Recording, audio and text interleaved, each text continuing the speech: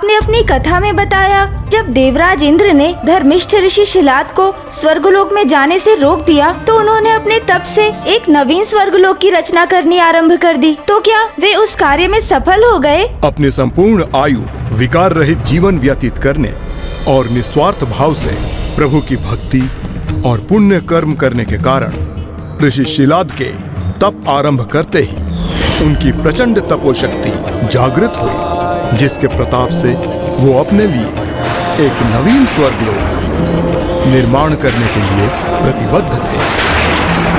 ओम नमः शिवाय, ओम नमः शिवाय, ओम नमः शिवाय, ओम नमः शिवाय, ओम नमः शिवाय, ओम नमः शिवाय, ओम नमः शिवाय, ओम नमः शिवाय।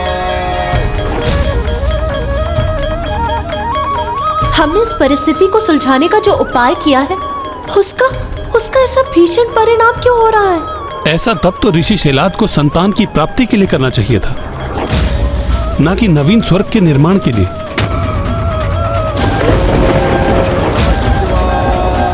इसी का विचार तो मुझे भी चकित और चिंतित कर रहा है देवी पार्वती।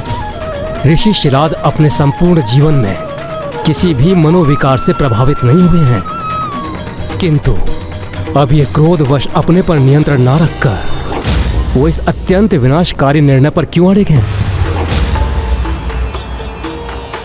कहीं अपने क्रोध के आवेश में ऋषि शिलाद अपनी तपोशक्ति का हास न कर ले, जो उन्होंने वर्षों के सात्विक जीवन एवं प्रभु की भक्ति से अर्जित की है। कहीं इस कारण वो महादेव के अवतार को पुत्र रूप में पाने की योग्यता न खो दे। यदि ऐसा हुआ तो प्रभु महादेव कभी अपने एकाकीपन से बाहर नहीं आ पाएंगे।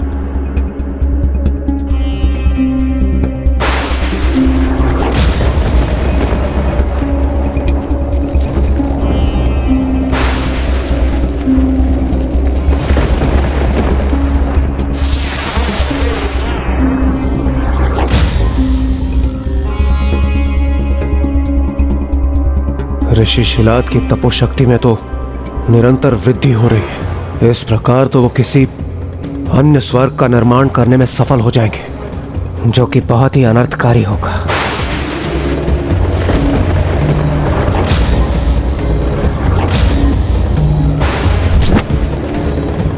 इस समस्या के समाधान हेतु मुझे देवराज इंद्र को कुछ स्मरण कराकर उन्हें ही क्रियाशील करना होगा।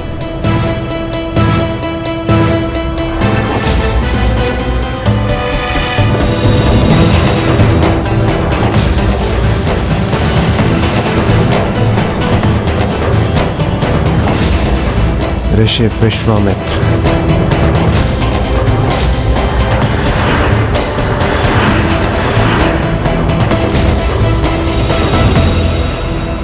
हाँ देवगण, ऋषि विश्वामित्र,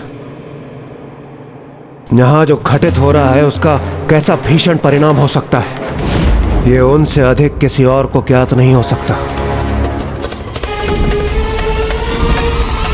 जो अनर्थकारी निर्णय ऋषि शिलाद ने लिया है उसे परिवर्तित करने में केवल वो ही हमारी सहायता कर सकते हैं। किंतु इंद्रदेव, हमें सर्वथा सावधान रहना होगा, क्योंकि ऋषि विश्वामित्र अपने क्रोध के कारण पूरे जगत में विख्यात है। कहीं हमारी सहायता का अनुरोध हमारे लिए कोई नवीन विपत्ति न उत्पन्न कर दे।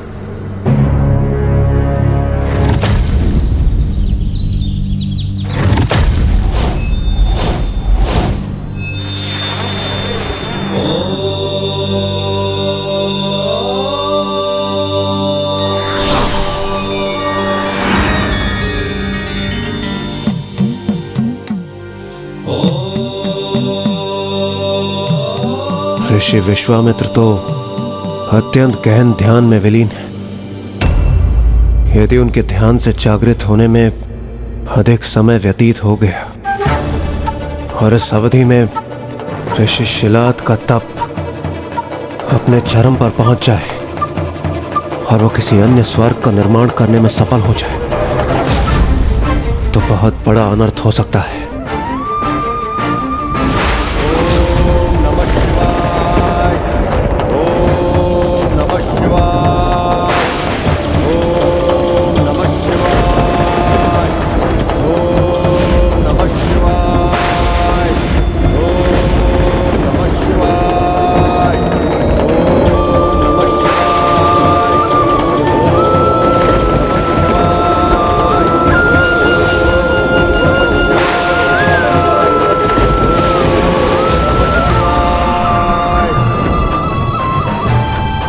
हमें तो अभी से इस नवीन स्वर्ग के दृश्य दिखाई देने लगे।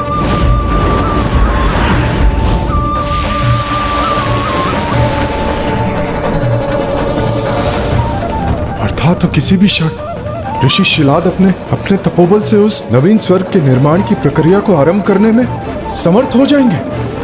अब तो केवल इंद्रदेव और ऋषि विश्वामित्र ही इस अनर्थ को रोकने में हमारी सहायता कर सकते हैं।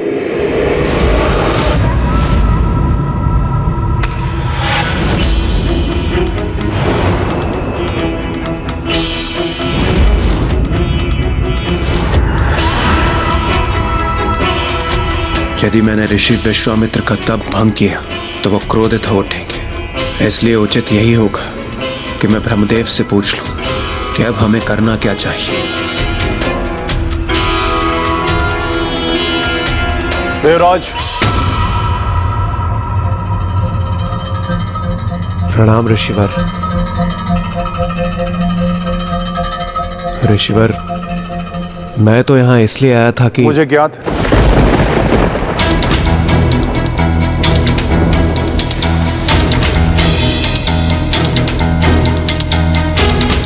ऋषिवर, वो ऋषि शिलाद। मैंने कहा ना मुझे ज्ञात है देवराज। आप यहाँ क्यों आए हैं?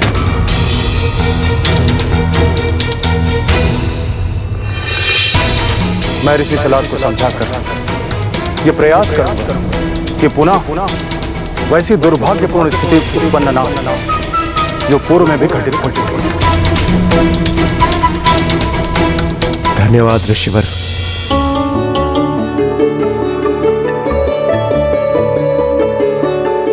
पुनः ये भूल ना करें। अर्थात लंकेश, क्या इससे पूर्व भी ऐसी ही भूल हुई थी? हाँ गौरी नंदन, और वो कोई नहीं, स्वयं ऋषि विश्वामित्र ही थे जिन्होंने कभी एक नवीन स्वर्गलोक के निर्माण का प्रयास किया था। तभी तो वे ऋषि शिलाद को रोकने के लिए तत्पर भी हो गए। ओम नमः शिवाय, ओम नमः शिवाय, ओम नमः शिवाय, ओम नमः शिवाय, ओम नमः शिवाय, ओम नमः शिवाय, ओम नमः शिवाय, ओम नमः शिवाय, ओम नमः शिवाय, ओम नमः शिवाय, ओम नमः शिवाय, ओम नमः शिवाय, ओम नमः शिवाय, ओम नमः शिवाय, ओम नमः शिवाय, ओम नमः शिवाय, ओम नमः शिवाय, ओम नमः शिवाय, ओम नमः शिवाय, ओम नमः शिवाय। ऋषि शिलाद ने तो नवीन स्वर्ग के निर्माण की प्रक्रिया आरंभ भी कर दी है। अब तो केवल हम आशा ही कर सकते हैं। जिस प्रक्रिया का आरंभ ऋषि शिलाद ने किया है उसे ऋषि विश्वामित्र अंत तक पहुंचने नहीं देंगे। ओम नमः शिवाय, ओम नमः शिवाय, ओम नमः शिवाय, ओम नमः शिवाय, ओम नमः शिवाय, ओम नमः शिवाय, ओम नमः शिवाय, ओम नमः शिवाय, ओम नमः शिवाय। ऋषिवर, जो आप कर रहे हैं उसे रोक दीजिए। ओम नमः शिवाय, ओम नमः शिवाय। आप तो वो महान ऋषि हैं जिन्होंने आज तक अपना विवेक नहीं खोया, किसी मनोविकार को अपने स्पर्श तक नहीं होने दिया। फिर इस क्रोध रूपी मनोविकार से क्यों प्रभावित हुआ? मेरा आपसे अनुरोध है कि आपने आज तक जो कुछ भी अर्जित किया है उसे इस तरह से व्यर्थ न गवाएं। ओम नमः शिवाय,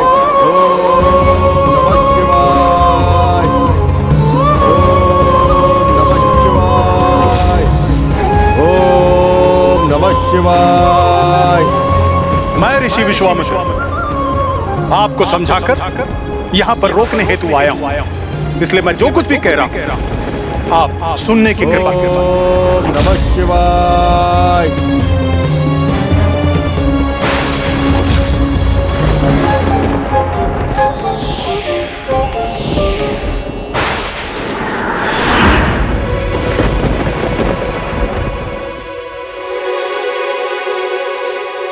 ऋषि विश्वामित्र, आप यहां? मेरा प्रणाम स्वीकार करें ऋषिवर। आप जो कुछ भी कर रहे हैं सर्वथा अनुचित है। अपने वर्षों की साधना से अर्जित तपोशक्ति को इस प्रकार व्यर्थ न गंवाएं। ऋषिवर, सत्य तो यह भी है कि मुझे स्वर्गलोक में प्रवेश करने से रोका गया। मेरा घोर अपमान हुआ है वहां, इसलिए ऋषिवर मैं क्षमा चाहता हूं। मैं आपका अनुरोध स्वीकार नहीं कर सकता। मैं स्वयं के लिए नवीन स्वर्ग के निर्माण के उपरांत ही शांत बैठूंगा। ऐसी भूल मत कीजिएगा ऋषिवर, जो पूर्व काल में मुझसे हो चुकी है। मैंने अपने क्रोध को अपने प्रतिष्ठा का आधार बनाकर स्वर्ग ही नहीं संपूर्ण सृष्टि की प्रतिसृष्टि का निर्माण कर दिया था, और अपने इस भूल के कारण संपूर्ण सृष्टि को संकट में डाल दिया था।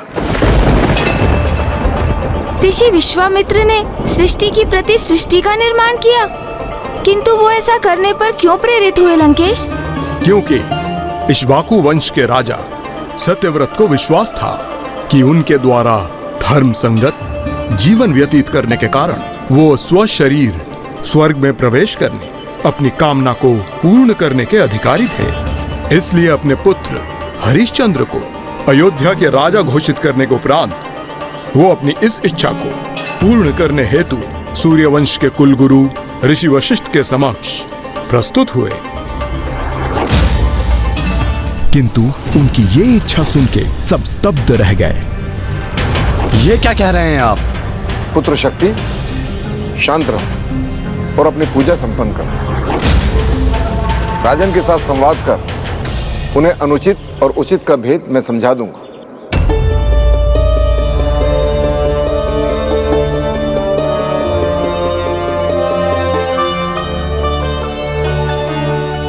आप जो चाहते हैं वो मैं नहीं कर सकता राजन, क्योंकि आपकी इच्छा प्रकृति के नियमों के विरुद्ध है।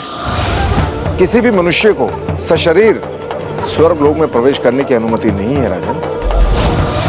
आपको सशरीर स्वर्गलोक भेजकर मैं इस नियम का उल्लंघन कदापि नहीं करूंगा। मुझे ज्ञात है आप ऐसा अवश्य कर सकते हैं गुरुदेव। मैंने कभी भी आपकी बात का उल्लंघन नहीं किया है, तो आज आप भी मेरा ये निवेदन स्वीकार करने के लिए बाध्य हैं गुरुदेव। संपूर्ण जीवन मैंने सत्कर्म किए हैं और ये अधिकार अर्जित किया है, इसीलिए आज मैं आपका कोई भी अन्य उत्तर नहीं सुनूंगा। और जो मैं कह रहा हूं वो तो आपको अवश्य ही करना होगा। क्षमा कीजिए पिताश्री, किंतु प्रतीत होता है राजन अपनी मर्यादा भूल चुके हैं। अपनी लालसा पूर्ण करने के लिए अपने ही गुरु का अपमान कर रहे हैं। कि ये अपमान कैसा ऋषिपुत्र? मैंने अपना राजपथ स्वेच्छा से अवश्य त्याग किया है, किंतु अभी भी मैं एक राजा का पिता हूँ। इसीलिए मेरे गुरु और प्रजा होने के नाते आपके पिता के लिए अनिवार्य है कि वो मेरे आदेश का पालन करें। आदेश? पिताजी को आदेश देंगे आप, वो भी अपनी एक अनुचित इच्छा पूर्ण करने के लिए? प्रतीत होता है राजन कि आपकी मति ही भ्रष्ट हो गई हो। ऐसी धृष्टता करने का अधिकार कैसे प्राप्त हुआ आपको? धृष्टा मैं नहीं, आप कर रहे हैं ऋषिपुत्र। स्मरण रखिए, मैं अभी भी एक राजा का पिता हूँ और मेरे लिए अपनी प्रजा को आदेश देना कदापि अनुचित नहीं है। राजा के आदेश का उल्लंघन घोर राजद्रोह होता है, इसीलिए मेरे आदेश को टालने का अपराध मत कीजिए गुरुदेव, अन्यथा क्या राजन?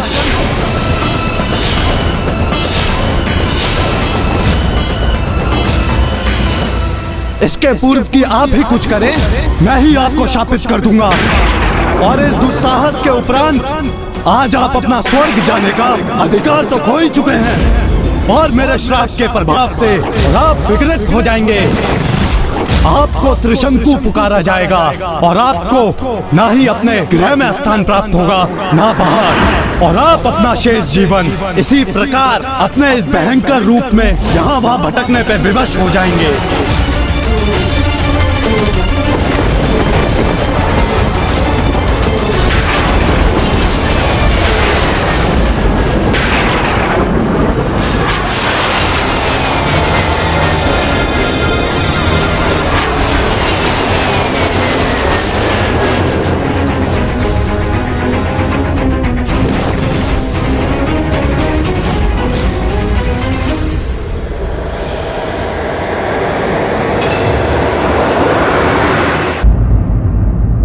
क्या हुआ लंकेश? क्या त्रिशंकु के रूप में महाराज सत्यव्रत अपने राज्य की सीमा से बाहर निर्जन स्थानों में विचरण करने पर विवश हो गए? हाँ, उनकी तो दुर्दशा का वर्णन करना भी कठिन है गौरीपुत्र, क्योंकि वो जहाँ जाते उनके विकृत रूप को देखकर उन्हें कोई पहचान नहीं पाता और वो सभी की घृणा, तिरस्कार एवं धुतकार के पात्र बनते। फिर इसी प्रकार एकाकी यहाँ वहां भटकते हुए उनकी भेंट ऋषि विश्वामित्र से हुई, जिनकी ऋषि वशिष्ठ के साथ प्रचंड प्रतिद्वंदिता थी और त्रिशंकु ने दोनों महर्षियों के मध्य इसी परस्पर द्वेष का लाभ उठाने का निर्णय लिया। रुकिए!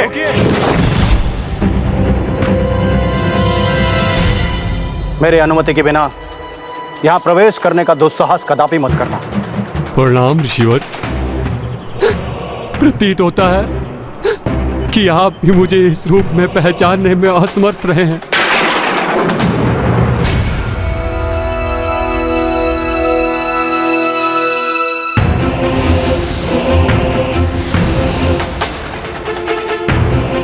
राजा सत्यव्रत, आप यहां और इस अवस्था में?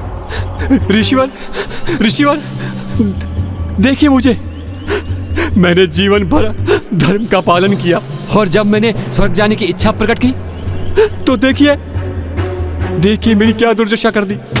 देखिए ऋषिवर, जब सभी मुझे पहचानने में असमर्थ थे तब आपने अपनी दिव्य दृष्टि से मुझे पहचाना और इसलिए मुझे विश्वास है कि अब यदि मेरी कोई सहायता कर सकता है तो वो एकमात्र आप हैं।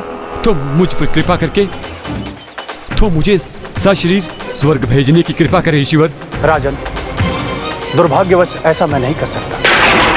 नहीं, ऐसा कहकर मुझे निराश मत कीजिए, क्योंकि मैं तो आपके पास बहुत बड़ी आस लेकर आया था। नहीं राजन, आप जो मुझसे चाहते हैं वो कदापि संभव नहीं।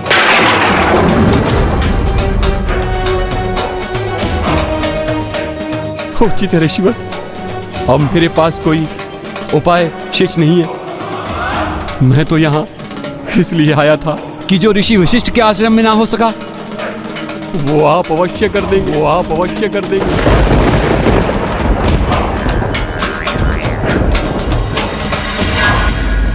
किंतु मुझे क्या ज्ञात था, जिस प्रकार ऋषि वशिष्ठ के आश्रम से हताश होकर मैं निकला था, उसी प्रकार निराश होकर महानतम ऋषि विश्वामित्र के आश्रम से भी प्रस्थान करना होगा।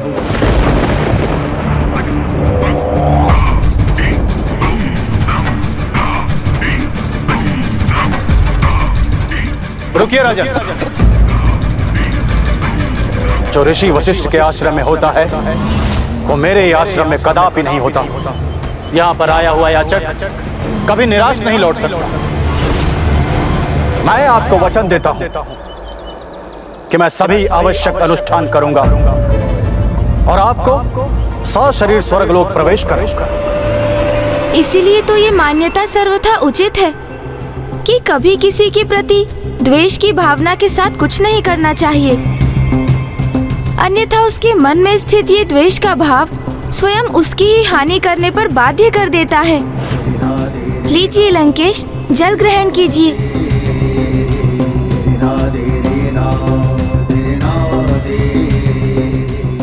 गौरीपुत्र, मेरा साथ पाकर आप भी प्रभु के प्रत्येक अवतारों की प्रत्येक कथा के पीछे छिपे शेष संदेश को समझने में समर्थ हो गए हैं। अवश्य लंकेश, स्वयं की भूल से तो सभी सीखते हैं, किंतु बुद्धिमानी तो इसमें है कि हम दूसरों की ही भूलों से सीख प्राप्त कर अपने जीवन को उनसे सुरक्षित रखें। ऋषि विश्वामित्र भी यही चाहते थे कि ऋषि शिलाद उनकी भूल की कथा सुनकर अपनी भावी भूल से सुरक्षित हो जाएं।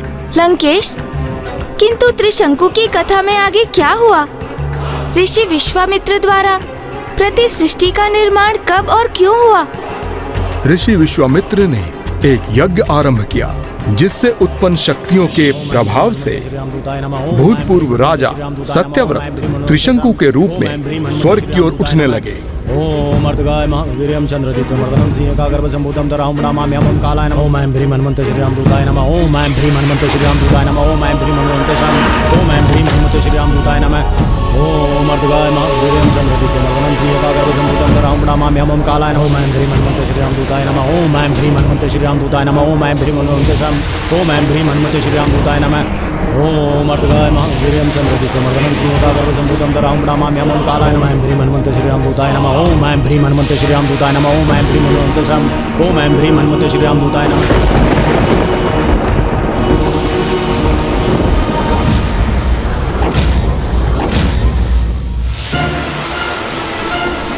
ये क्या कोई अनुमति लिए बिना ही स्वर्ग लोक में प्रवेश करने का प्रयत्न कर रहा है?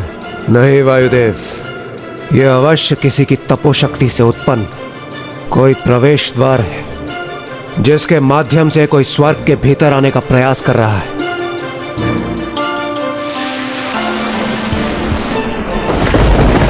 यह अवश्य असुर गुरु शुक्राचार्य ही हैं, जो पुनः किसी और असुर को स्वर्ग भेजने का प्रयत्न कर रहे हैं। ये जो कोई भी है, मुझे इसी क्षण इसे रोकना होगा।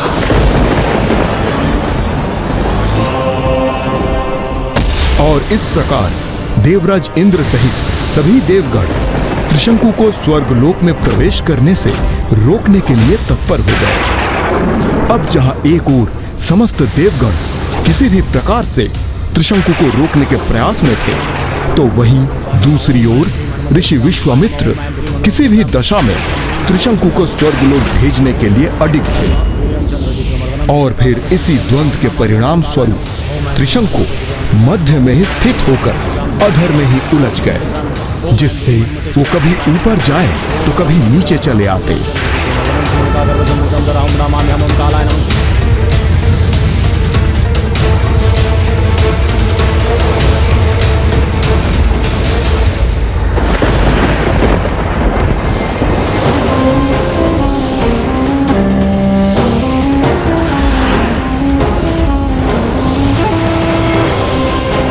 असुर गुरु शुक्राचार्य नहीं, ये तो ऋषि विश्वामित्र है।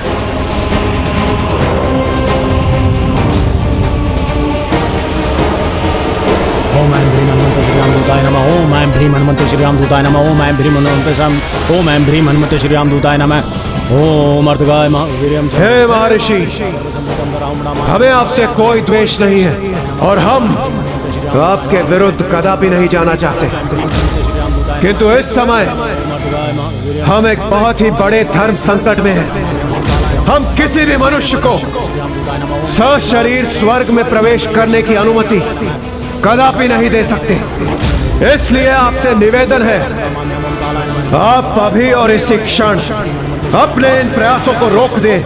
देवराज इंद्र, मैंने त्रिशंकु को वचन दिया है कि ऋषि वशिष्ठ के समान उसे अपने आश्रम से निराश नहीं लौटने दूंगा। मैं उसे सशरीर स्वर्गलोक अवश्य पहुंचाऊंगा। मेरा वचन और उसकी मर्यादा कदापि भंग नहीं होने दूंगा। यदि आप उसे अपने स्वर्गलोक में आने की अनुमति नहीं दे सकते, तो मैं एक नवीन स्वर्गलोक ही नहीं, एक नवीन सृष्टि अर्थात सृष्टि की प्रतिसृष्टि का निर्माण करूंगा, जिस पर उसी का एक छत्र राज्य होगा, जिस पर उसी का एक छत्र राज्य होगा। ओम ऐं ह्रीं हनुमते श्रीरामदूताय नमः। ओम ऐं ह्रीं हनुमते श्रीरामदूताय नमः। मेरे लिए एक प्रति सृष्टि का ही निर्माण करेंगे ऋषि विश्वामित्र। ओम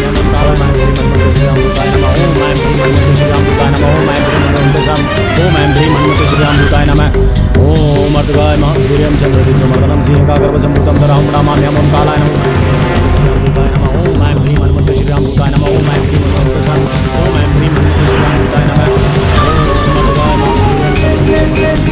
ओम दराहं नमाम्यहं ओम कालाय नमः ओम ऐं ह्रीं हनुमते श्रीराम दूताय नमः ओम ऐं ह्रीं हनुमते। ऋषि विश्वामित्र ये कैसा नाटक कर रहे हैं?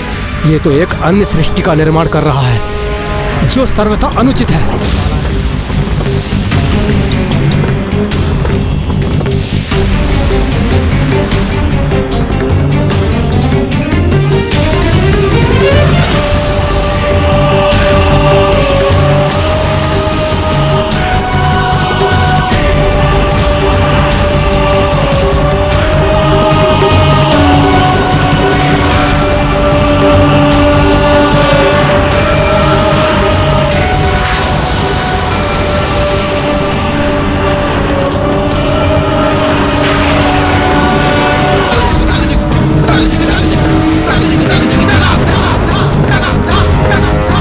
देवगण,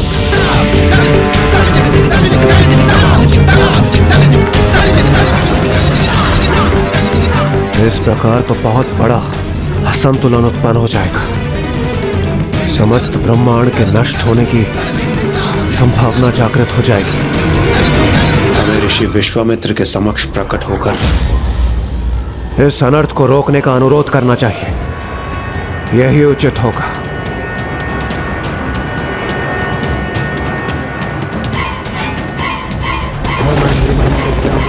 ओम ऐं ह्रीं हनुमते श्रीराम दूताय नमः ओम ऐं ह्रीं हनुमते ओम ऐं ह्रीं हनुमते श्रीराम दूताय नमः ओम अर्धगाय महावीर्यं चंद्रदीप्तमर्दनं सिंहकागर्भसम्भूतं दराहं नमाम्यहं ओम कालाय नमः ओम ऐं ह्रीं हनुमते श्रीराम दूताय नमः ओम ऐं ह्रीं हनुमते ओम ऐं ह्रीं हनुमते श्रीराम दूताय नमः ओम अर्धगाय महावीर्यं चंद्रदीप्तमर्दनं सिंहकागर्भसम्भूतं। हे ऋषिवर, हे धर्मात्मा, हमारे समस्त दोषों को क्षमा कर दीजिए और इस अनर्थ को होने से रोक दीजिए। ऋषिवर, हमारा आपसे कोई विरोध नहीं। हम तो त्रिशंकु को सशरीर स्वर्ग में प्रवेश करने से केवल इसलिए रोक रहे थे क्योंकि वो धर्म विपरीत होने के साथ साथ उसका स्वर्ग में प्रवेश करना सृष्टि के नियमों के विपरीत होगा। अपने वचन पे अडिग रहना मेरा कर्तव्य है। मैं अपने वचन से कभी पीछे नहीं हटता और ना ही कभी हटूंगा। ऋषिवर, भला ऐसा कोई भी कार्य आप कैसे कर सकते हैं जिसका आधार ही धर्म का विरोध हो? हे ऋषिवर, किसी भी मनुष्य का सशरीर स्वर्ग लोक में प्रवेश करना तो सर्वथा अप्राकृतिक है। इसीलिए प्रकृति के विरुद्ध कुछ न हो वही प्रयास कर रहे थे हम। ऋषिवर, प्रति सृष्टि का निर्माण वास्तविक सृष्टि के लिए महासंकट उत्पन्न कर देगा। आप अपने हट पर स्थिर रहने के लिए समस्त सृष्टि को नष्ट करने की संभावना प्रकट मत कीजिए ऋषिवर।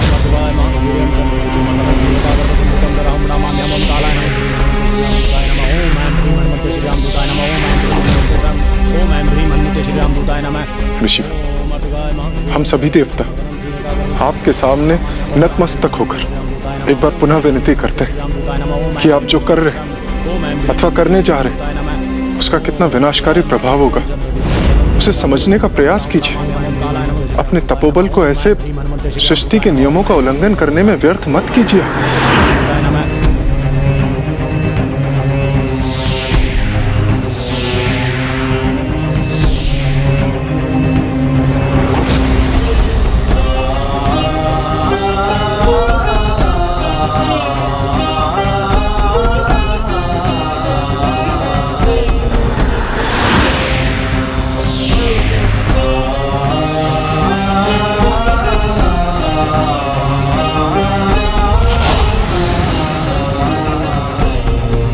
समस्त ग्रह अपने नियत पथ से भटककर अव्यवस्थित होने के लिए विवश हो गए। क्या ये सृष्टि के रचयिता ब्रह्मदेव का अपमान नहीं होगा? तो कैसा अनर्थ कर दिया मैंने? किंतु मेरे पास दूसरा कोई विकल्प भी तो नहीं था। अपने वचनानुसार मुझे त्रिशंकु को स्वर्गलोक भेजना ही था। अब जो हो गया उसे परिवर्तित नहीं किया जा सकता।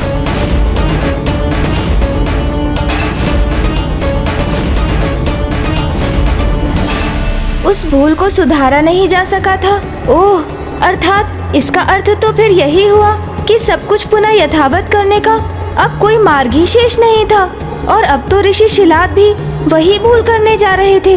यदि उनसे इतनी बड़ी भूल हो जाती, फिर वे तो प्रभु महादेव के पिता बनने के सौभाग्य से ही वंचित रह जाते। किंतु फिर इसका निवारण क्या था लंकेश?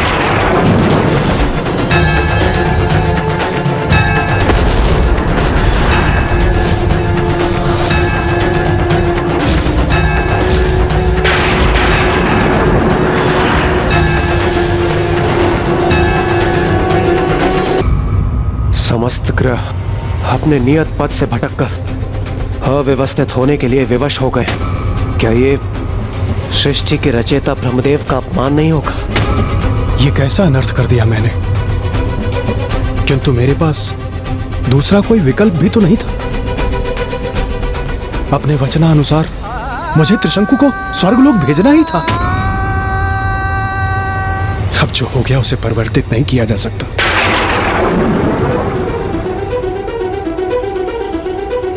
ऋषिवर, आप तो महानतम ऋषियों में से एक हैं, और आप इतना तो कर ही सकते हैं। ये नवीन सृष्टि वास्तविक सृष्टि के क्रियाकलापों में कोई हस्तक्षेप ना कर पाए। इसका तो अब एक ही उपाय है। त्रिशंकु अपने नवीन स्वर्गलोक से अपने नवीन सृष्टि पर अपना आधिपत्य स्थापित करे, जिसे आज से त्रिशंकु की सृष्टि कहा जाएगा। जो सृष्टि की प्रतिसृष्टि होने के कारण उसके प्रतिछाया के समान उल्टी रहकर ही स्थापित होगी, जिसके स्वर्ग में त्रिशंकु भी उल्टे रहकर ही वास करेंगे। त्रिशंकु की सृष्टि एवं देवराज इंद्र के स्वर्गलोक के क्रियाकलाप में कोई हस्तक्षेप नहीं कर सकेगा। और यह सब सुनिश्चित करने के लिए मैं अपने शेष तपोबल से त्रिशंकु की सृष्टि का इतना सुदृढ़ घिराव कर दूंगा, और जिसके कारण वास्तविक सृष्टि एवं त्रिशंकु की सृष्टि में संपर्क होना असंभव हो जाएगा।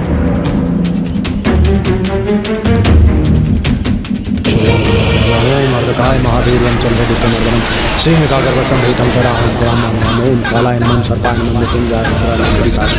अमृत शाह सर्वाय महादेवाय नमः। अमृत नमः। ओम नमो भगवते वासुदेवाय नमः। ओम मर्दकाय महावीर्यं चंद्रदित्तं मर्दनं सिंह का गर्भ संभूतं तराहं ब्रह्माण्यं। ओम मर्दकाय महावीर्यं चंद्रदित्तं मर्दनं सिंह का गर्भ संभूतं अमृत शाह सर्वाय महादेवाय नमः। अमृत नमः। ओम नमो भगवते वासुदेवाय नमः। ओम मर्दकाय महावीर्यं चंद्रदित्तं मर्दनं सिंह का गर्भ संभूतं तराहं ब्रह्माण्यं। अमृत शाह सर्वाय महादेवाय नमः। अमृत नमः। ओम नमो भगवते वासुदेवाय नमः। ओम मर्दकाय महावीर्यं चंद्रदित्तं सिंह का गर्भ संभूतं।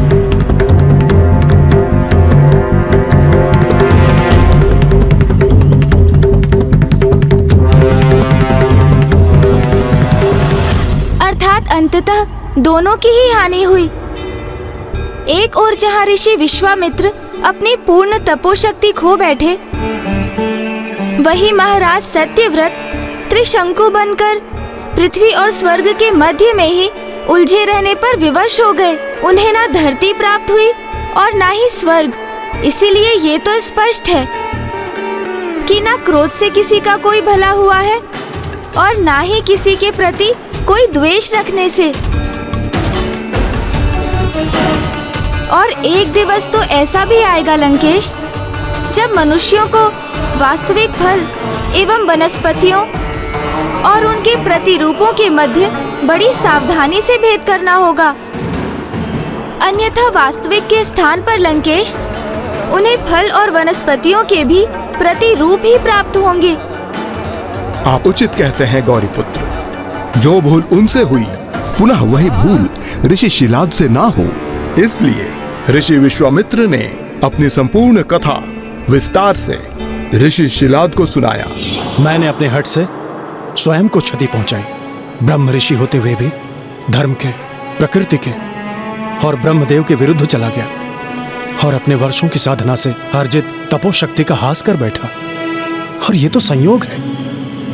प्रतिसृष्टि के निर्माण के उपरांत मुझ में कुछ तपोबल शेष था, अन्यथा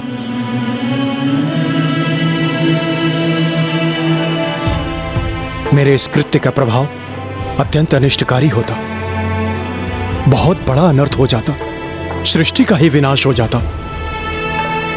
क्या आप भी ऐसा ही करना चाहते हैं ऋषिवर? मेरे उदाहरण से सीखिए ऋषि शिलाद, अपना यह हठ त्याग दीजिए। इससे किसी को कोई लाभ नहीं होगा।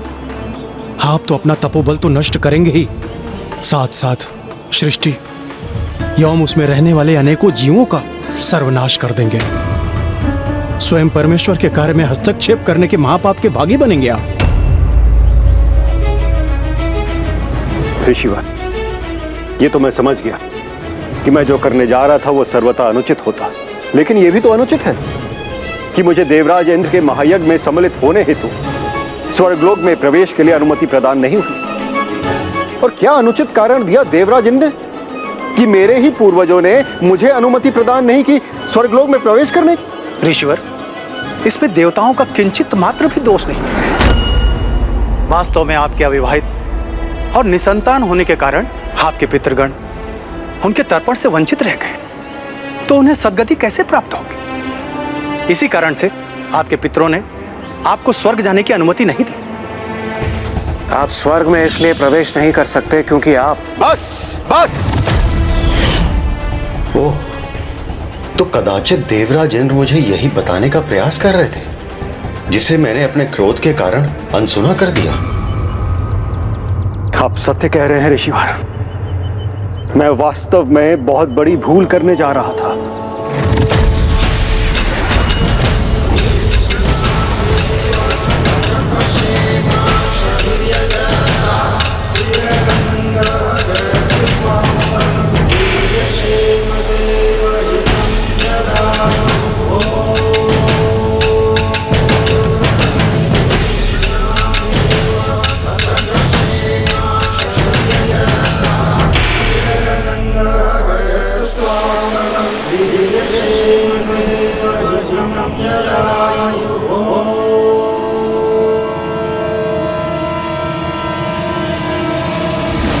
ऋषि विश्वामित्र ने इस अनर्थ को होने के पूर्व ही रोक दिया।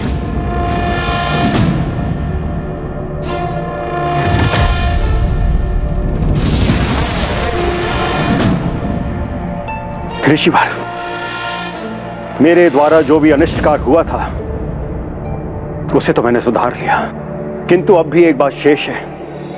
अभी भी मुझे देवराज इंद्र के महायज्ञ में सम्मिलित होने के लिए स्वर्गलोक में अनुमति प्रदान नहीं है। उस अवस्था में अपनी इच्छा की पूर्ण करने और अपने पूर्वजों की सद्गति सुनिश्चित करने के लिए आपको विवाह कर अपने संतान की उत्पत्ति करनी होगी। अब हमारी योजना सफल होती हुई प्रतीत हो रही है। अब ऋषि शिलाद पुत्र प्राप्ति के लिए वो तप करने वाले हैं, जिससे उन्हें महादेव के रूप में वो पुत्र प्राप्त होगा, जो स्वयं महादेव के अन्य भक्त एवं सखा बनेंगे। किंतु ऋषिवर, मैंने तो अपना संपूर्ण जीवन प्रभु की सेवा करने के लिए समर्पित किया है। यदि मैं किसी कन्या से विवाह करता हूं तो ये उसके प्रति अन्याय होगा ऋषिवर। लेकिन सत्य तो यह भी है कि मैं अपने पूर्वजों को भी कष्ट नहीं पहुंचा सकता। इसीलिए आप मेरी इस दुविधा को दूर करने का उपाय सुझाइए। विवाह किए बिना संतान प्राप्ति कैसे करें? जब हमारे सामने ऐसी विकट समस्या उपस्थित हो और हमें कोई उपाय ना सूझ रहा हो, तो एकमात्र महादेव ही पथ प्रदर्शक बनकर हमें उचित मार्ग सुझाते हैं। मैं आपका संकेत समझ गया ऋषिवर। मैं अपने प्रभु महादेव की आराधना करूंगा, क्योंकि वही एक है जो मुझे वरदान स्वरूप संतान प्रदान कर सकते हैं। और संतान प्राप्ति के लिए मैं प्रभु महादेव की यही तपस्या करूंगा।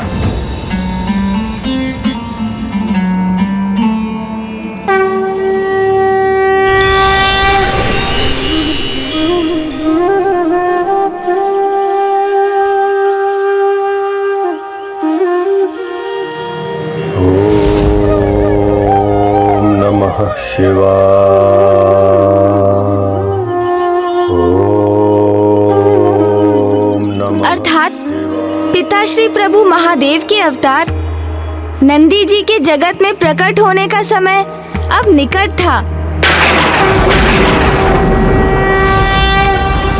कभी कभी महानतम पुण्यात्माओं के जीवन में भी ऐसा समय आता है जब उन्हें किसी अन्य के मार्गदर्शन की आवश्यकता होती है, जैसे ऋषि शिलाद, जिन्होंने ऋषि विश्वामित्र से दिशा निर्देश पाकर स्वयं को क्रोध के विकार से रक्षित कर अपने तपोबल का हास नहीं होने दिया। इसलिए ये कहा जाना सर्वथा उचित है कि यदि क्रोध आपको प्रभावित करे तो उसे व्यक्त करने के स्थान पर धैर्य धारण कर अपनी श्रेष्ठता का परिचय देना चाहिए। लंकेश, ये लीजिए, जल ग्रहण कीजिए।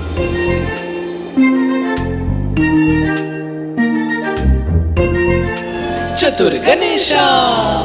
गौरी पुत्र, ऋषि शिलाद का वो समय आ गया था जब उन्हें उनकी श्रेष्ठता, योग्यता एवं तपोशक्ति को सबके समक्ष प्रमाणित करना था।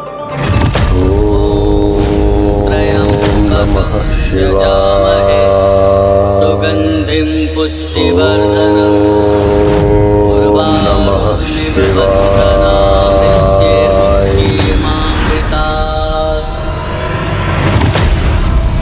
शीघ्र ही महादेव को उनके सखा, वाहन एवं परम भक्त का साथ प्राप्त होगा, जिनकी वो इतनी व्यग्रता से प्रतीक्षा कर रहे थे।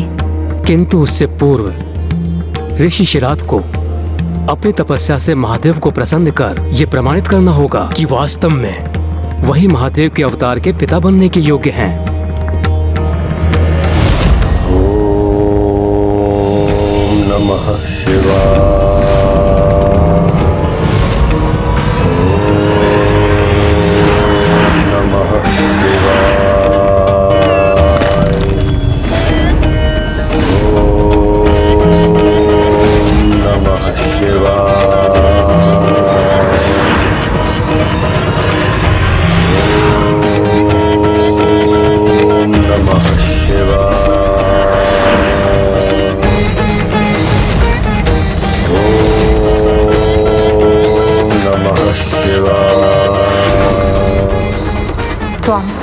मुझे आशा है हमने जिन धर्मात्मा ऋषि का चुनाव किया है वो आपके अवतार को अपने पुत्र रूप में पाने की सर्वथा योग्य है,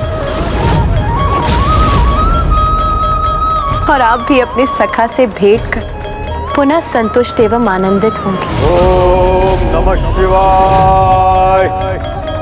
ओम नमः शिवाय।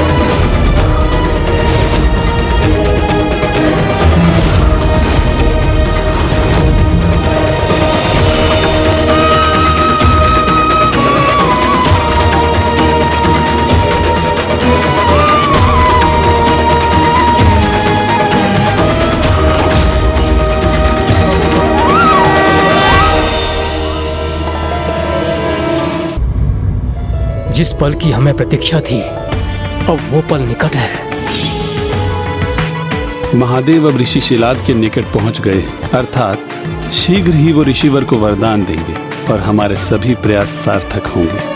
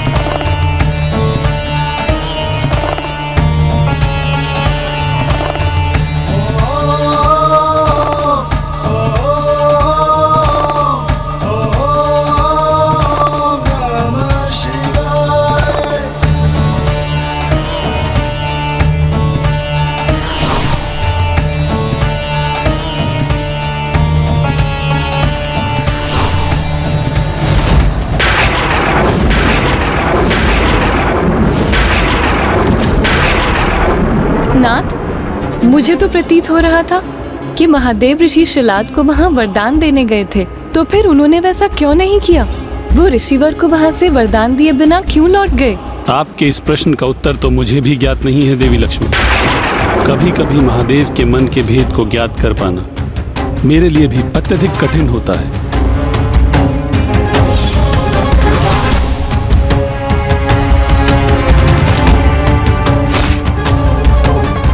स्वामी का ऋषि शिलाद को वरदान न देना किसी बात का संकेत है? उनके तप को संपन्न करने में इतना विलंब क्यों कर रहे हैं स्वामी?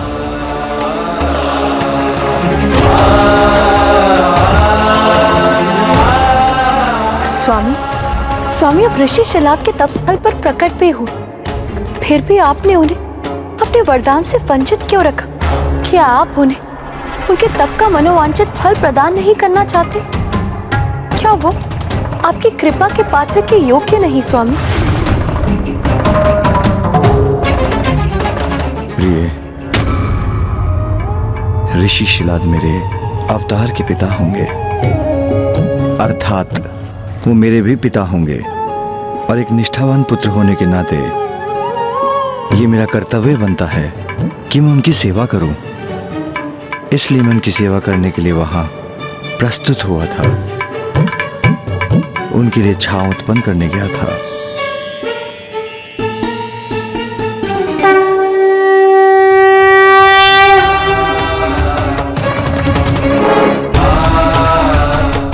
अद्भुत। ये तो महादेव की ही कृपा का प्रमाण है। स्वामी, मैं तो आपके मुख उस सौम्य मुस्कुराहट देखने के लिए ललायित हूँ जो आपके मुख सदा स्थित रहती। इसलिए अब और विलंब मत कीजिए स्वामी, क्योंकि आपको इस प्रकार व्याकुल देखना मेरे लिए असहनीय है स्वामी। मैं आपकी व्यथा समझता हूँ देवी। मैं स्वयं भी ऋषि शिलाद को दर्शन प्रदान कर वरदान देने के लिए तत्पर हूँ, किंतु विधि के नियमों के विरुद्ध तो मैं भी नहीं जा सकता। जब तक मेरा भक्त तप करके एक निश्चित अवस्था में पहुंचेगा, तभी मेरा उन्हें दर्शन देना उचित होगा। आप मेरा विश्वास कीजिए, मैं उस क्षण की प्रतीक्षा कर रहा हूं जब ऋषि शिलाद अपने तप से इस योग्यता को प्राप्त करेंगे। और इस प्रकार ऋषि शिलाद अपने घोर तप में लीन हो गए। किंतु इसी क्रम में प्रभु महादेव द्वारा रोपित किया गया बेल का वो पौधा एक बेल वृक्ष में परिवर्तित होकर ऋषि शिलाद को छांव भी प्रदान करता रहा। ऋषि शिलाद का वो घोर तप एक लंबी अवधि तक चलता रहा, और फिर एक दिवस स्वयं प्रभु महादेव उन्हें उस तप का फल देने उनके समक्ष प्रकट हुए।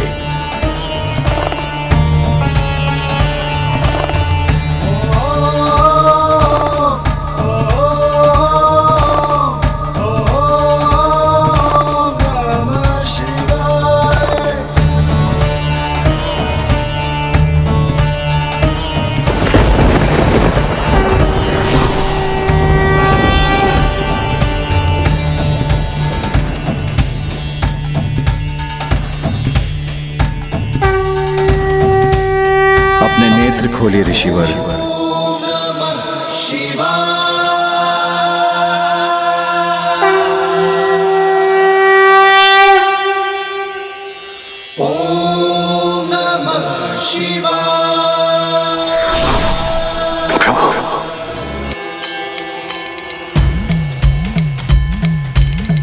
प्रभु, प्रणाम प्रभु। उठिए ऋषिवर, कहिए क्या वरदान चाहते हैं आप?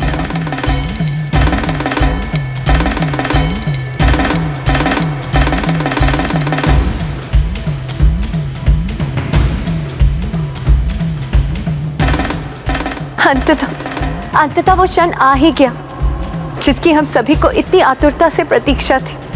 अब कोई विलंब संभव नहीं, क्योंकि महादेव को अपने समक्ष पाकर ऋषि शिलाद उनसे अपने पुत्र अवतार में प्रकट होने का वरदान अवश्य मांगेंगे।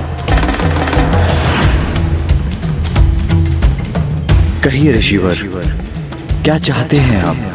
क्या मनोकामना है आपकी?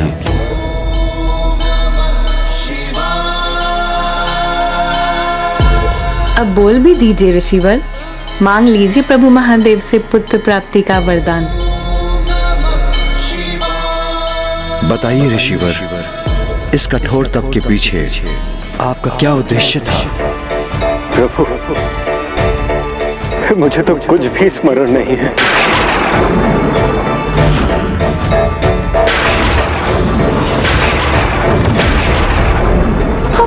अब ये क्या?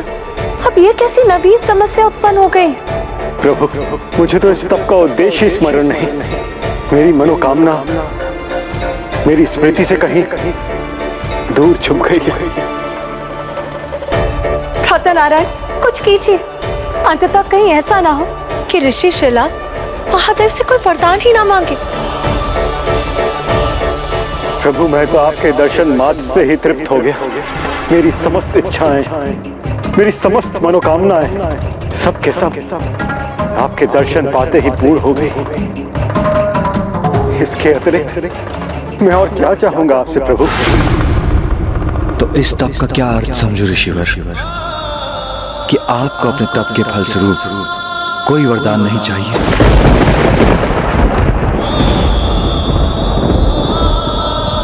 अब तो पुनः आपको कोई उपाय करना होगा नारायण। नहीं ब्रह्मदेव, इस समस्या का समाधान तो मेरे पास भी नहीं। इस समस्या का समाधान मात्र वाणी की देवी सरस्वती के पास है।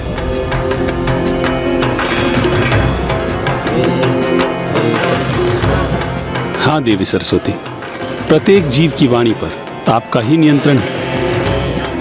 आप जिसकी जीवा पर आरूढ़ हो जाएं, उसके पश्चात वो वही कहता है जो उपयुक्त है, जो उसे कहना चाहिए।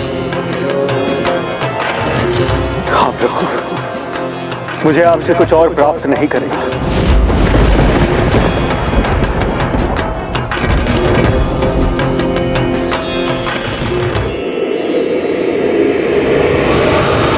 आप मुझे मात्र इतना वरदान दीजिए कि आप मेरे अहिरुज पुत्र के रूप में जन्म लें। आप मुझे मात्र इतना वरदान दीजिए कि आप मेरे अहिरुज पुत्र के रूप में जन्म लें। आप मुझे मात्र इतना वरदान दीजिए कि आप मेरे अहिरुज पुत्र के रूप में जन्म लें।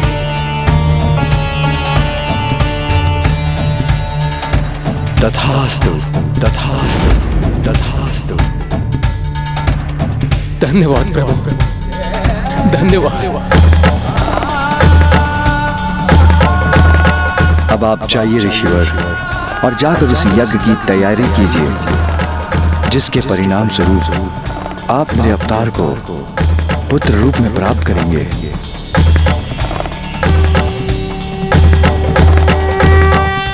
अब वो क्षण अत्यंत निकट था जब पिताश्री अपने नंदी अवतार में प्रकट होने वाले थे। हाँ गौरी पुत्र, उनके तप के उपरांत प्रभु के सुझाव पर ऋषि शिलाद तत्काल ही उस यज्ञ की तैयारी में जुट गए। तब ऋषिवन ने उस स्थल को यज्ञ के उपयुक्त बनाने हेतु अपने हाथों में हल लिया और एक असमतल भूमि का भाग जो उनके पास था उस पर हल चलाना आरंभ किया और संपूर्ण भक्ति एवं उत्साह के साथ उस असमतल भूमि को समतल बनाने के लिए ऋषि शिलाद अपने अथक परिश्रम और प्रयास में लग गए। ऐसी असाधारण ऊर्जा, ऐसी उमंग तो स्वाभाविक थी, क्योंकि ऋषिवर स्वयं जगत पिता शिव शंकर प्रभु के अवतार के पिता जो बनने जा रहे थे। अब यहाँ ऋषि शिलाद और वहाँ कैलाश में प्रभु के साथ नारायण, ब्रह्मदेव और त्रिदेवियां भी उस शुभ पल के आगमन के लिए अत्यंत आतुर थे। जब मेरे प्रभु अवतार लेने वाले थे, तब ऐसा प्रतीत हो रहा था जैसे सर्वत्र आनंद वर्षा होने ही वाली है। सभी आनंदित थे। इसका किसी को अनुमान ही नहीं था कि वास्तव में निकट भविष्य में क्या होने वाला था। महादेव, प्रतीत होता है कि वो क्षण आ गया है। किंतु स्वामी, अभी तो ऋषि शिलाद का यज्ञ आरंभ ही नहीं हुआ है।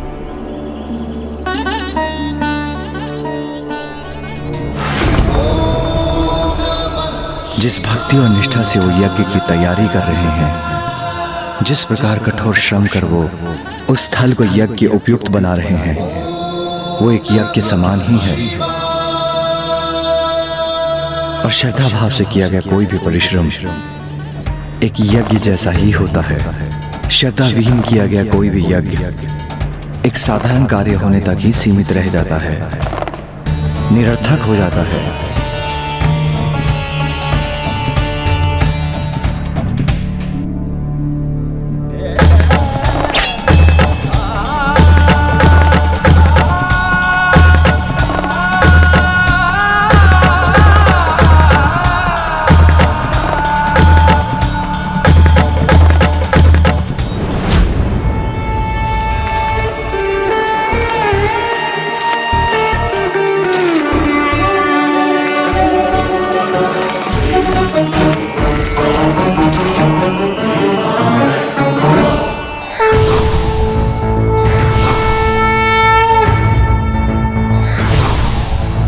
त्र्यंबकम सदा शिवम नमामि है उमापति जय नीलकंठ जय अनंत नमोस्तुते नमोस्तुते। हो भोलेनाथ भक्त के हो कष्ट से निवारते, ये सृष्टि सारी संकटों से शिव ही है उबारते। ओम नमः शिवाय ओम नमः शिवाय ओम नमः शिवाय शिवाय ओम नमः शिवाय ओम नमः शिवाय। कठोर तप शिलाद ने जो पुत्र के लिए किया, ये धरती के भीतर रूप में बाधा कैसे उत्पन्न हो गई? जो भी बाधा हो मैं उसे अवश्य दूर करूंगा। आनंदमय हो आपको नाम नंदिका दिया। ओम नमः शिवाय ओम नमः शिवाय ओम नमः शिवाय ओम नमः शिवाय ओम नमः शिवाय ओम नमः शिवाय। हुआ जो ज्ञान अल्प आयु का तो घोर तप किया, अमरता का था पाया वर शिव जी जो प्रसन्न हुए। अधिक हो अपने लक्ष्य से मृत्युमय से मुक्त हो, अधिपति गणों के बन के आज भी नियुक्त हो। ओम नमः शिवाय ओम नमः शिवाय ओम नमः शिवाय ओम नमः शिवाय ओम नमः शिवाय ओम नमः शिवाय। ओम यद्गुहं परमं लोके सर्वरक्षाकरं नृणाम् यन्यकस्यचिदाख्यातं तन्मे ब्रूहि पितामहः।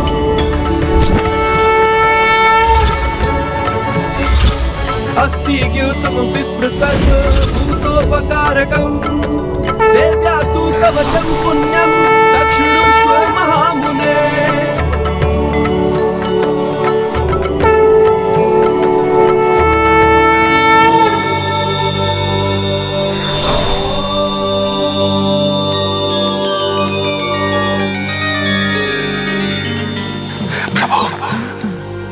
पिताजी पिताजी पिताजी पिताजी पिताजी। कितना अनुपम, कितना दिव्य दृश्य है ये। पिता पुत्र का ये दिव्य मिलन तो सर्वथा अद्भुत है।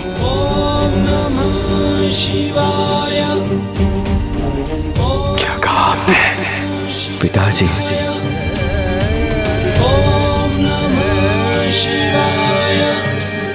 अपने भीतर उमड़ते सुख के सागर को प्रभु प्रकट होने से कैसे रोकूं? मुझे तो ऐसा प्रतीत हो रहा है जिसे आनंद का वास्तविक अनुभव आज हो रहा है मुझे। आपने मुझे पिताजी कहकर आनंदित कर दिया, इसलिए आप आनंद आता है, अर्थात नंदी हैं आप, नंदी हैं आप, नंदी हैं। नंदी नंदी। पिताजी आपने तो मुझे अत्यंत सुंदर नाम प्रदान किया है, नंदी नंदी। नंदी नंदी नंदी भोलेनाथ भक्त के हो कष्ट से निवारते, ये सृष्टि सारी संकटों से शिव ही है उबारते। ओम नमः शिवाय, ओम नमः शिवाय, ओम नमः नंदी जी पिताजी। नमः शिवाय। आओ पुत्र नंदी, हम अपने गृह को लौट चले। चलिए पिताश्री। नमः शिवाय। और इस प्रकार प्रभु महादेव ऋषि शिलाद के साथ उनके निवास के लिए प्रस्थान कर गए, कदाचित उस अबोध बालक की भांति जो प्रथम बार अपने पिता का हाथ थामे चलता है। ग्रहण किया आनंदमय हो आपको नाम नंदी का दिया। ओम नमः शिवाय, ओम नमः शिवाय। हुआ जो ज्ञान अल्प आयु का तो घोर तप किया, अमरता का था पाया वर शिव जी जो प्रसन्न हुए। अधिक हो अपने लक्ष्य से मृत्युमय से मुक्त हो, अधिपति गणों के बन के आज भी नियुक्त हो। ओम नमः शिवाय, ओम नमः शिवाय, ओम नमः शिवाय, ओम नमः शिवाय। तो अंततः ऋषिवर शिलाद को अपने पुत्र के रूप में प्रभु महादेव के नंदी अवतार प्राप्त हो ही गए।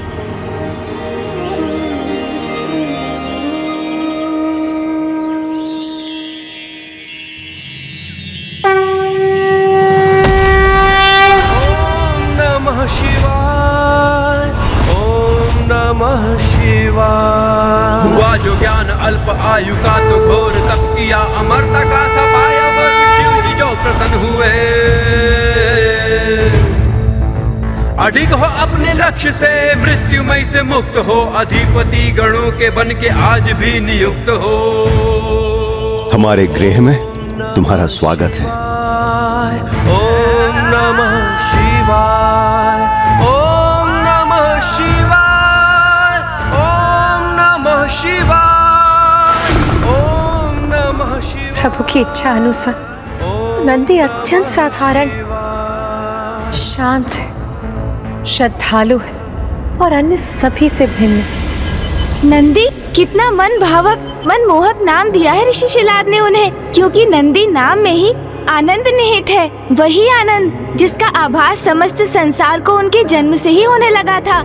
अंततः मेरे सखा, मेरे भक्त का आगमन हो ही गया। मैं उसे देखने के लिए, उससे भेंट करने के लिए लालायित हूँ।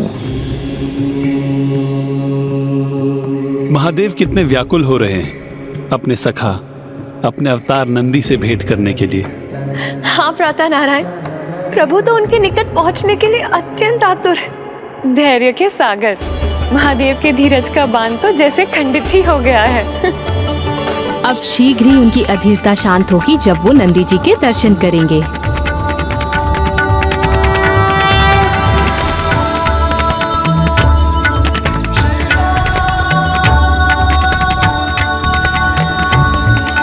अपने अवतार के माध्यम से अब मुझे पिता के स्नेह का अनुभव भी अवश्य प्राप्त हो जाएगा। अब तो जो हो रहा था सर्वथा उचित था लंकेश। फिर आपने ऐसा क्यों कहा था कि निकट भविष्य में आगे क्या होने वाला था, इसका किसी को अनुमान नहीं था, किंतु उन्हें क्या ज्ञात होना चाहिए था लंकेश? उस आनंद की अवस्था में सभी ये भूल गए थे कि जन्म लेने के उपरांत जीवात्मा को अपना पूर्व परिचय स्मरण नहीं रहता। प्रभु महादेव से उत्पन्न नंदी अवतार तो अब कदाचित उस स्वच्छ आकाश की भांति थे जिन पर स्मृतियों का कोई मेघ शेष ही नहीं था। अपने पिता के साथ के संबंधों की स्मृति भी नहीं। वो तो उस घटना को भी भूल गए थे जिसमें उनको अपना नाम प्राप्त हुआ था।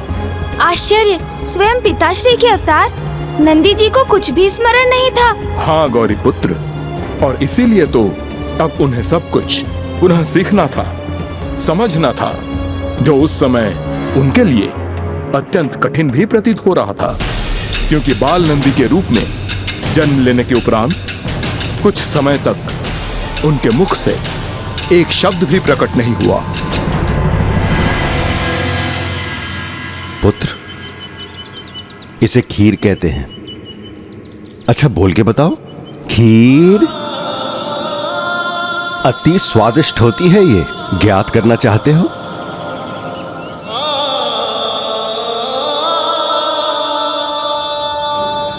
कोई बात नहीं पुत्र, ये देखो आम, ये भी अति स्वादिष्ट होता है। एक बार पुत्र बोल के बताओ, आम। प्रभु के अवतार इतने शांत क्यों? वो कुछ कहते क्यों नहीं?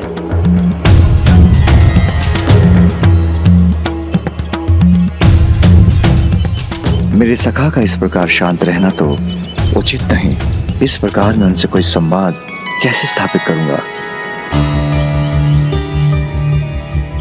अच्छा पुत्र, मुझे भली भांति ज्ञात है कि तुम मुझे पहचानते हो। चलो बताओ मैं कौन हूं?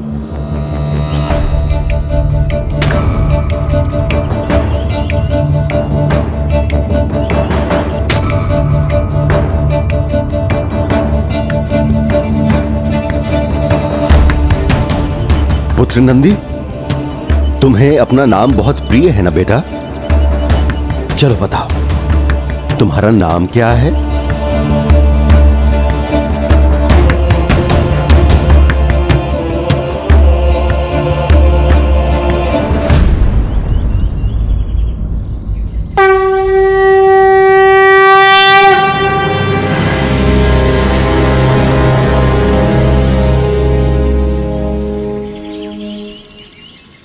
प्रभु, प्रभु मैं ये बात समझने में असमर्थ हूं कि मेरे पुत्र नंदी को किसी बात की रुचि नहीं, ना ही वो भोजन करने का इच्छुक है, ना ही किसी प्रश्न का उत्तर देने को। प्रभु वो सब कुछ भूल क्यों गया? मैं कब तक अपने पुत्र को इस प्रकार विवश होते देखूं? प्रभु, आप पुनः मेरी परीक्षा तो नहीं ले रहे? कृपया करके बताइए प्रभु।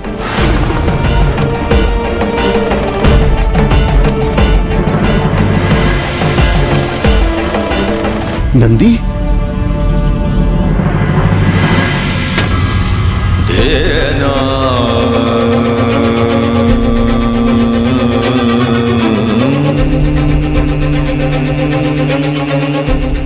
अब तो मेरे मन में अपने पुत्र के प्रति चिंता जागृत हो रही है। यदि ऐसा है तो मैं कौन हूं, यह भी कहां ज्ञात होगा इस बालक को?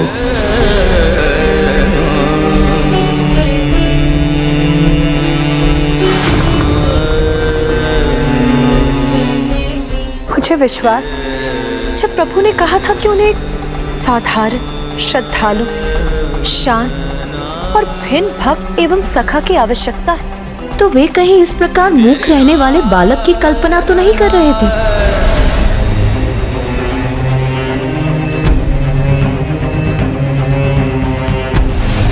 स्वामी, स्वामी कहाँ चले गए? वो वहां से लौटकर यहाँ क्यों नहीं आए?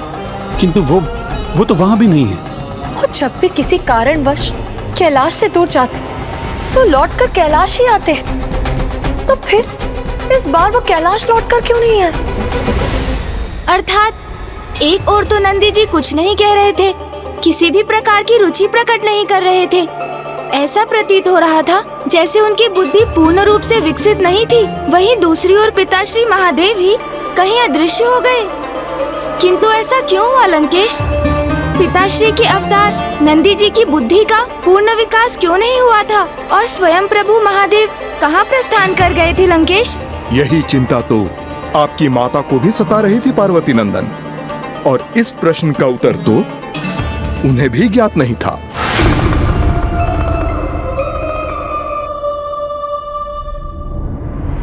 महादेव एक दीर्घ अवधि से अपने सखा अपने नंदी जी से भेंट करने की प्रतीक्षा कर रहे थे, किंतु नंदी जी को ऐसी मूक अवस्था में देख वो अवश्य अपने दुख को शांत नहीं कर पाए होंगे, और दुख से व्याकुल होकर एक स्थान पर स्थिर रहना अत्यधिक कठिन होता है।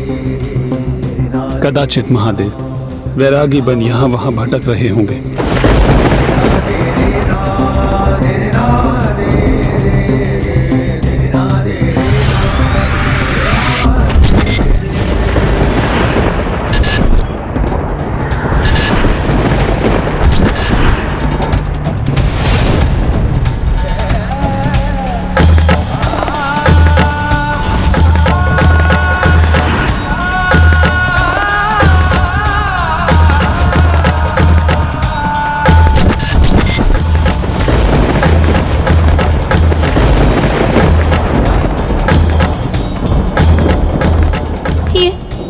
कैसी विडंबना है।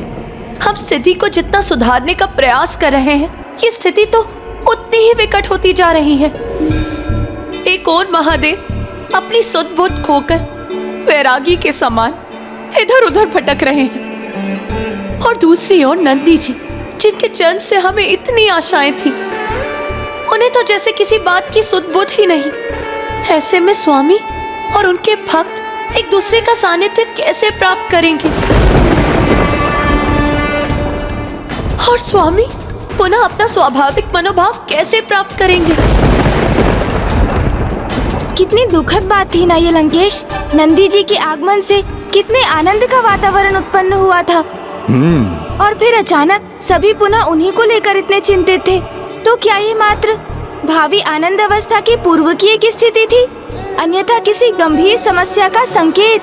वो समय ऋषि शिलाद और नंदी जी के लिए अत्यंत कठिन होने वाला था, क्योंकि ऋषिवर को ज्ञात ही नहीं था कि वो ऐसे बालक का ध्यान कैसे रखे जो आहार तक स्वीकार नहीं कर रहा था।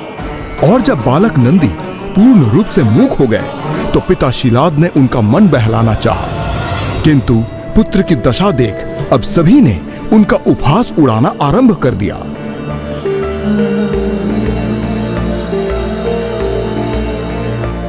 देखो इस बालक को, ये तो अपने ही संसार में मग्न रहता है। वृषभ बुद्धि बालक को कितना भी समझा लो, किंतु कुछ समझता ही नहीं। अरे समझना तो इसके पिता को चाहिए। ना ही किसी वैद्य से इसकी चिकित्सा करवाते हैं और ना ही किसी तांत्रिक के निकट ले जाते हैं। मुझे तो पुत्र और पिता दोनों ही बुद्धिहीन प्रतीत होते हैं, कुछ भी कहने में असमर्थ। इस वृषभ बुद्धि बालक को इसके पिता ऋषि शिलाद महादेव का अवतार बताते हैं और कहते हैं ये मुझे प्रभु की तपस्या के परिणाम स्वरूप और उनकी कृपा से प्राप्त हुआ है।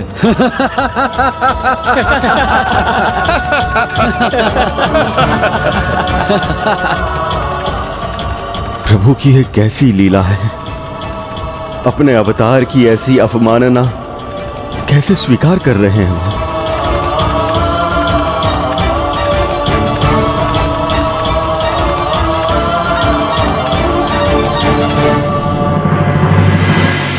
प्रभु,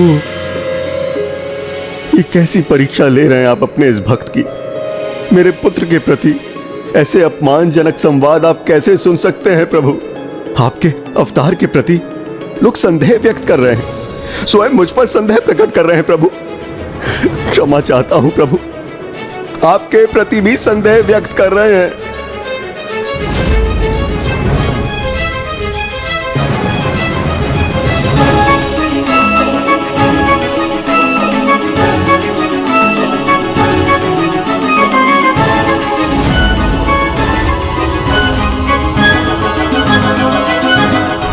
मुझे दिशा दिखाइए, मुझे कुछ समझ में नहीं आ रहा। मुझसे कुछ त्रुटि हुई है प्रभु, जिसका आप मुझे दंड दे रहे हैं। अब जो भी हो प्रभु, किंतु अब मुझसे मेरे नन्हे पुत्र की ऐसी अवस्था नहीं देखी जाती। कृपया अपने अवतार की सहायता करें प्रभु।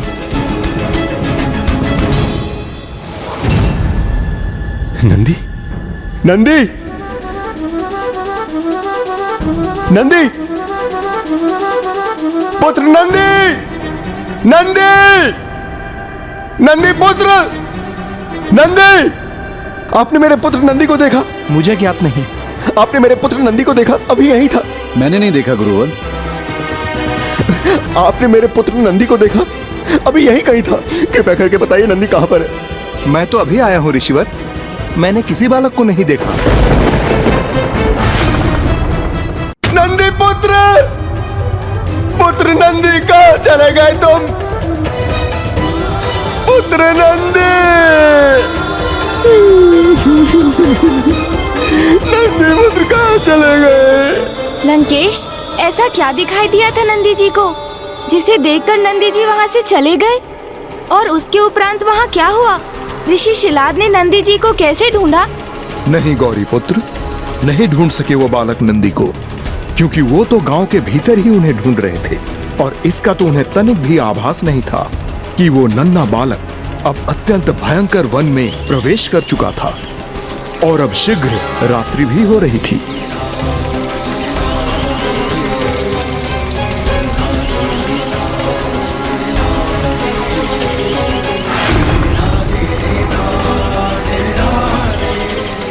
से भटक रहा है ये बालक? उसने कुछ भोजन भी नहीं किया।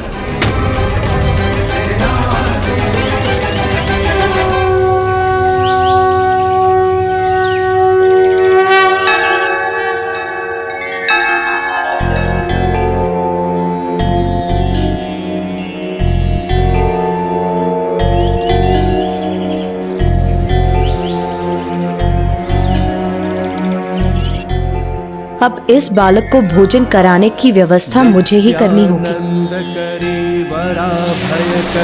सौंदर्य रत्नाकरी निर्धूताखिल घोर पावन करी प्रत्यक्ष माहेश्वरी प्राणे या चल वंश पावन करी काशीपुराधीश्वरी भिक्षां देहि कृपावलंबन करी माता अन्नपूर्णेश्वरी माता अन्नपूर्णेश्वरी।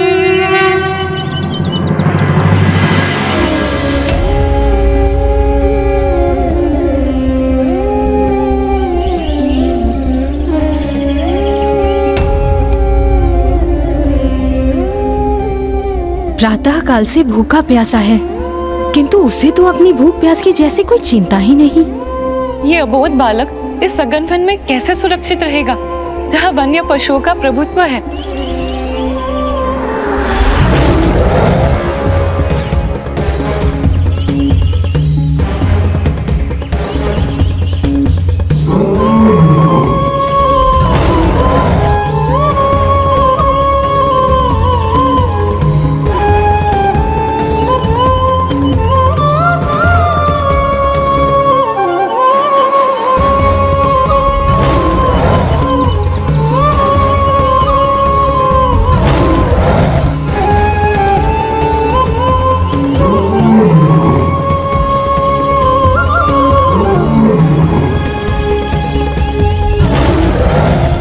यदि भूले भटके उसकी किसी से भेंट भी हो गई तो फिर वो अपने निवास तक कैसे पहुंचेगा?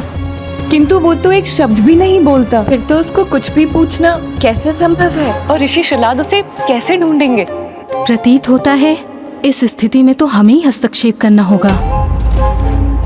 किंतु हम किस प्रकार हस्तक्षेप कर स्थिति में सहायक बनेंगे?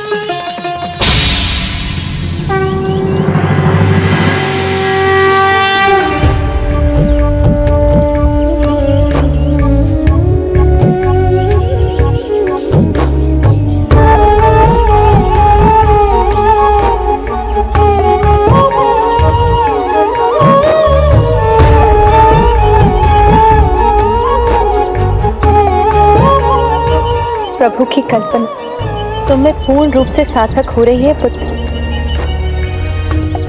कितने कोमल, कितने साधारण, शांत, औरों से भिन्न होते, किंतु इतने शांत भी क्यों हो पुत्र कि कुछ कहते ही नहीं? अपनी भूख प्यास का आभास भी नहीं होता तुम। कुछ तो कहो पुत्र।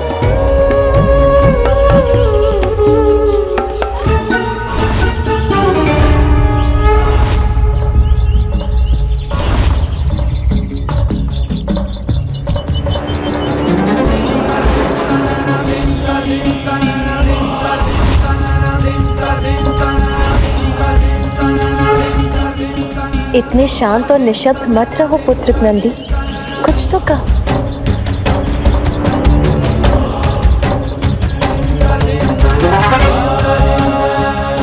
शिव शिव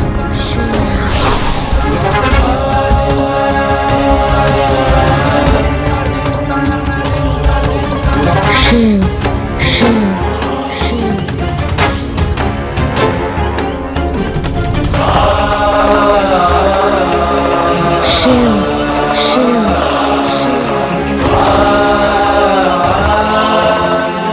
तुम्हारे मुख से प्रभु का नाम सुनकर मैं अत्यंत प्रसन्न हूँ पुत्र, किंतु तुम्हारे प्रभु यहाँ नहीं।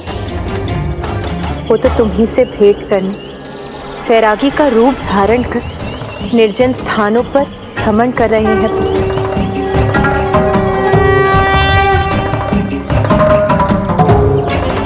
शिव शिव शिव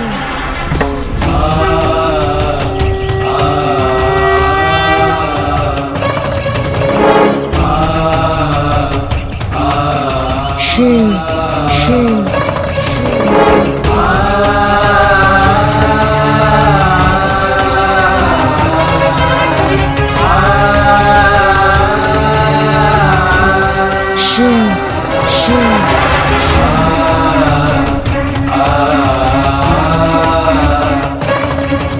शिव तो सर्वत्र, यही कहना चाहते हो ना तुम पुत्र?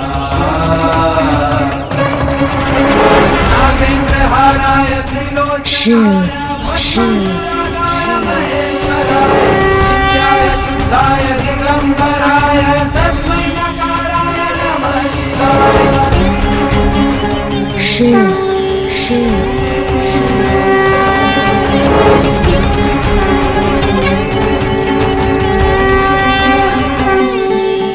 शिव शिव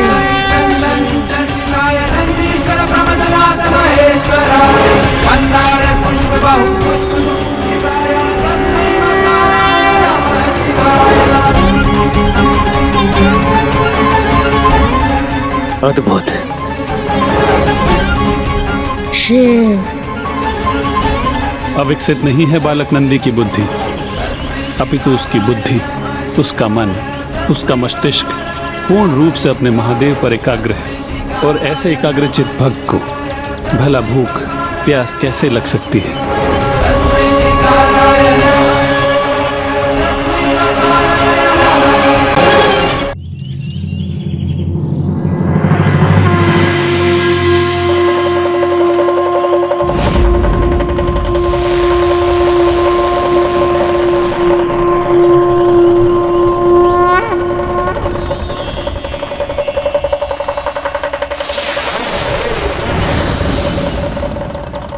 तुम उचित कहते हो, इस समस्त संसार शिवी, ब्रह्मांड के कण कण शिवी, ये पवन, ये ब्रह्मांड, धरा, तुम, मैं, हम सब शिव ही हैं। इसे ग्रहण करो पुत्र, इस भोजन के कण कण में भी तो शिव ही है, फिर तुम इसे अस्वीकार कैसे कर सकते हो?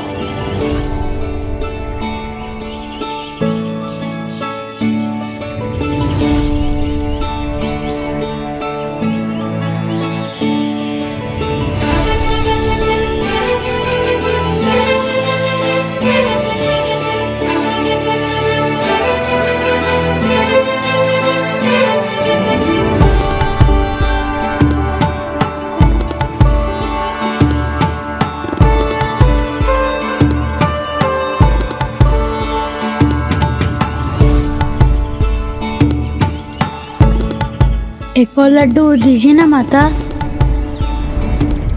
अवश्य पुत्र।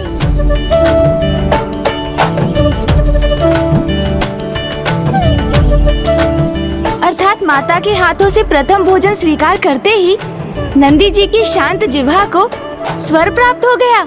हाँ गौरी पुत्र, माता के हाथों से प्रसाद प्राप्त कर बालक नंदी को तो जैसे एक नवीन चेतना ही प्राप्त हो गई। अब इस प्रसंग का श्रवण कर तो मेरे मन में भी माता के हाथों से लड्डू खाने की इच्छा जागृत हो गई है। किंतु बालक नंदी के मन में प्रभु शिव शंकर शंभु से भेंट करने की इच्छा जागृत हुई। प्रणाम नारायण। प्रणाम माता।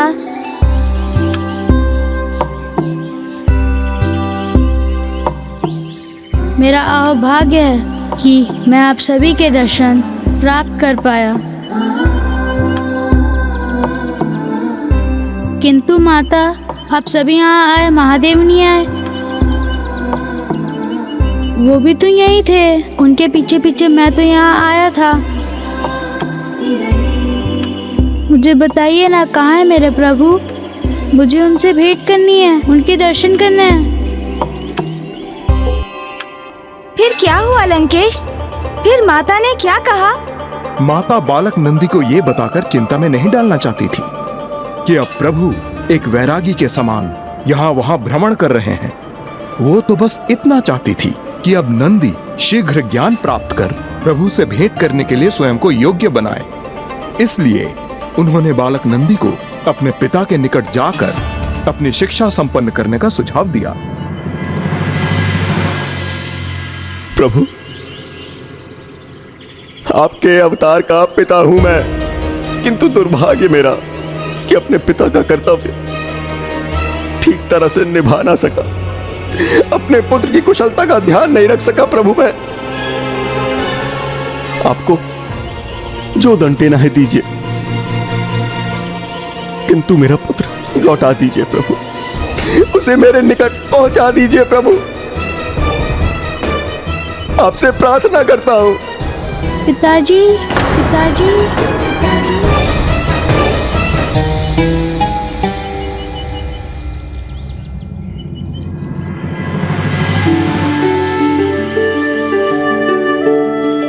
पिताजी, मैं लौट आया।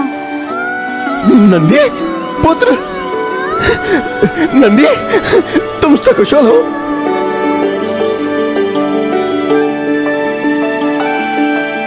तुम बोल सकते हो पुत्र? हाँ पिताजी। मेरा पुत्र बोल सकता है। कहाँ चले गए थे पुत्र, और तुम्हारा स्वर वापस कैसे आया? मुझे स्वयं माता ने दर्शन दिए और उन्होंने मुझसे कहा कि मुझे आपके समान योग्य बनना होगा, तभी अपने प्रभु महादेव से भेंट करना संभव होगा मेरे लिए। अर्थात पुत्र, तुम्हें माता के दर्शन प्राप्त हुए? हाँ पिताजी, और उनके साथ प्रभु नारायण, ब्रह्मदेव, माता सरस्वती और लक्ष्मी जी के सुखद दर्शन हुए मुझे।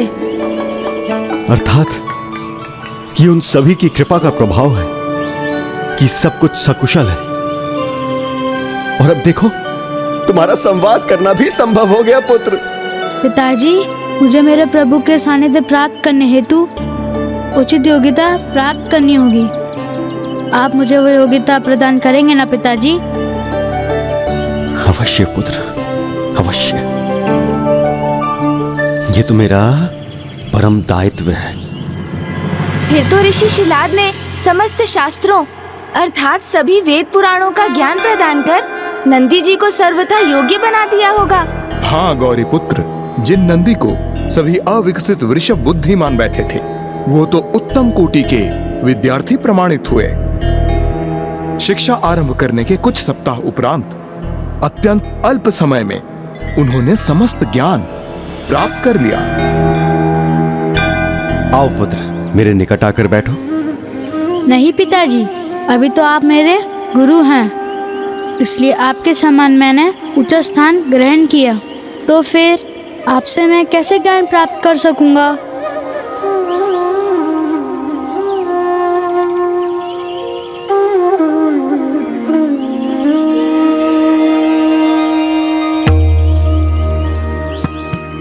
हे गुरुवर, मुझे और ज्ञान प्रदान करने की कृपा करें।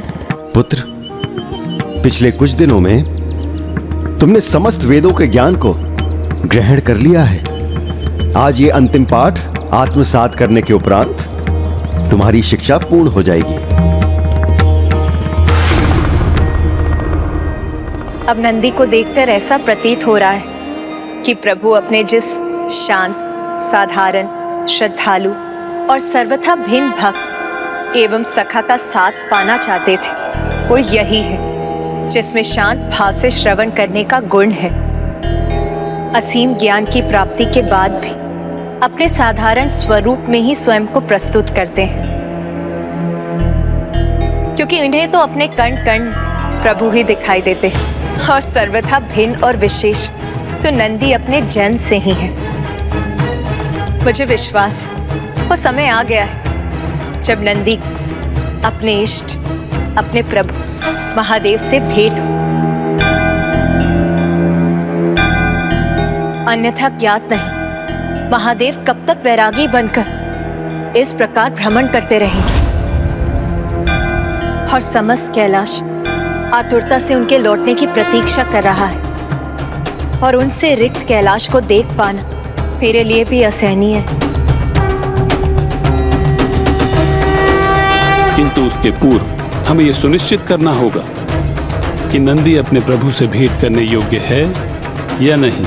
यदि ऐसा नहीं हुआ तो प्रभु भोलेनाथ द्वारा अपने भक्त को स्वीकार करने में पुनः विलंब हो जाएगा। इसीलिए आज नंदी की शिक्षा संपन्न होते ही स्वयं देवराज इंद्र उनकी परीक्षा लेंगे। इंद्रदेव की परीक्षा किसी भी प्रकार से सरल नहीं थी। भले ही नंदी प्रभु के अवतार थे, किंतु थे तो साधारण, शांत, श्रद्धालु एवं सभी से भिन्न, जिन्हें अब कपटी देवताओं के राजा की जटिल योजना का सामना करना था।